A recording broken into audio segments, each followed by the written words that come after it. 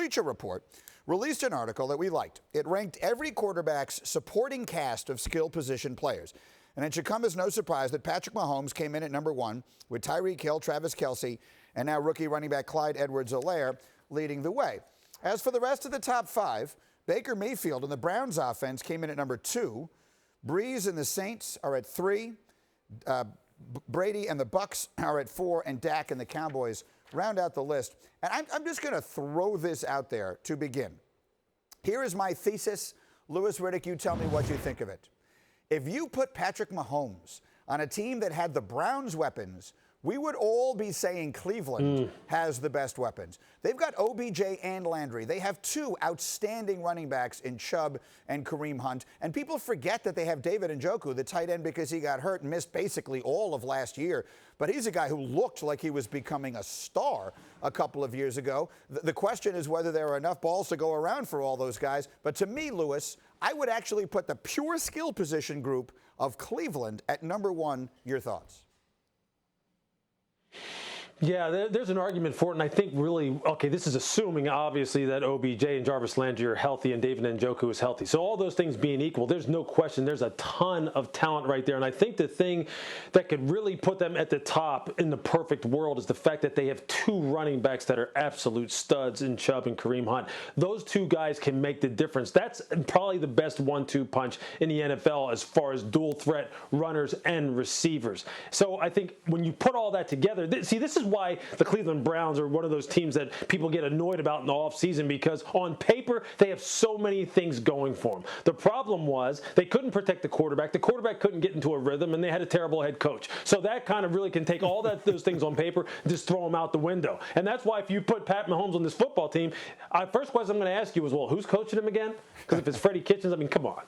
Come on. So, I mean, but I think that's what separates them. The fact, and then this year, then they add guys like Austin Hooper to the tight end group. I mean, that's just ridiculous. So they have all kinds of weapons galore. But we all know this. Look, coaches ruin players as much as players ruin players. And Kevin Stefanski, that's why he right now, if you want to talk about a spotlight being on a coach this year, it's going to be on Kevin Stefanski, because we're having arguments just like this. And we haven't even, look, the Tampa Bay Buccaneers, if they had right now a bona fide number 1 runner that was a dual run pass threat that Tom has been, used to having, those kind of running backs who can catch the ball out of the backfield and run like he's had during his entire career in New England, we'd be talking about them scooting right up there behind Kansas City as far as having the best perimeter skill set group in the NFL. So we'll see what happens here. But this is what annoys people about the conversation surrounding the Browns. Because we always put them up there. They're talented.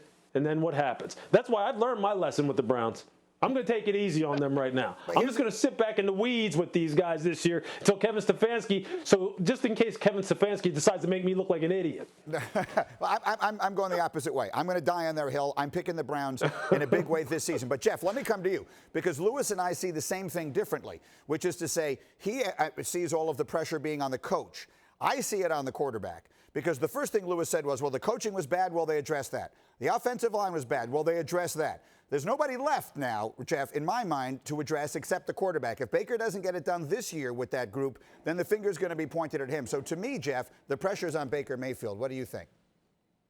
I think quarterbacks get too much positivity when they win and negativity when they lose. And you fall right in it, Greeny. I mean, you just heard what Louis said. I could not agree more when it comes to coaching.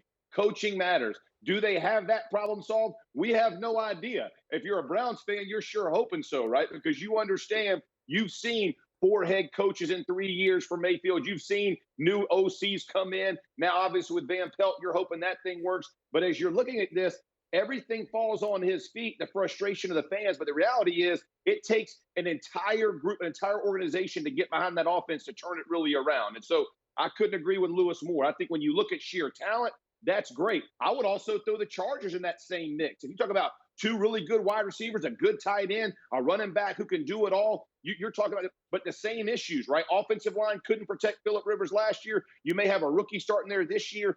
There's problems. They're not even in the top 5. Here's another point. 3 of the top 5 teams are 500 or below that are in the top 5. So I think that shows you football is just not skill positions. I love that we're writing articles about it, but let's make sure we don't forget offensive line matters. right? Running game matters. All these things matter because it makes those skill guys better. We are true skill positions. Understand that. Put us in that same argument so we can have a full argument about it. But I think from Baker Mayfield's perspective, he's always going to take the flack until this team turns it around. By the way, the Chargers, I believe, Greeny, were sixth can I on their jump list. in here real quick? Yeah, go ahead. Let me just say this though. Here's the real deal about the Kansas City Chiefs. Clyde Edwards-Helaire may make this football team illegal. They may have to outlaw the Kansas City Chiefs if this young man lives up to the potential that he has. Look, I'm telling you this. When I watch this film, I know some people are going to be like, what? You're out of your mind. When I watch this film, I saw a guy from a body type perspective and the way he could move who looked like Barry Sanders to me in some respects. Okay, I know that's huge, but I'm telling you what, in the context of this offense with that quarterback and that coach and those skill people, they could be illegal this year. You may have no shot stopping this football team. None. I'll say this. Period. Case closed. No one does better facial reactions than Dan Graziano. Dan, jump in. Final thought. Barry Sanders, you got to be. All right, look. First of all, I'm glad I'm not on Lewis's bad side, like Freddie Kitchens. That would be an unfortunate place to be when you talk about slamming a guy who already got fired. That's kind of rough. Look, Greeny, you listed all those Browns skill position guys. You didn't even mention they signed Austin Hooper, the tight end from Atlanta that had a great year last year. They are absolutely loaded. And I know from talking to people in that organization that they felt if they addressed the offensive line and, of course, as Lewis mentioned, addressed the coaching issue, that they could be a lot better. And, of course, they signed Jack Conklin in free agency. They draft Jedrick Wills in the first round. They think they have the offensive line figured out, and they believe that they are going to be scary. Thank you for watching ESPN on YouTube. For live streaming sports and premium content, subscribe to ESPN+.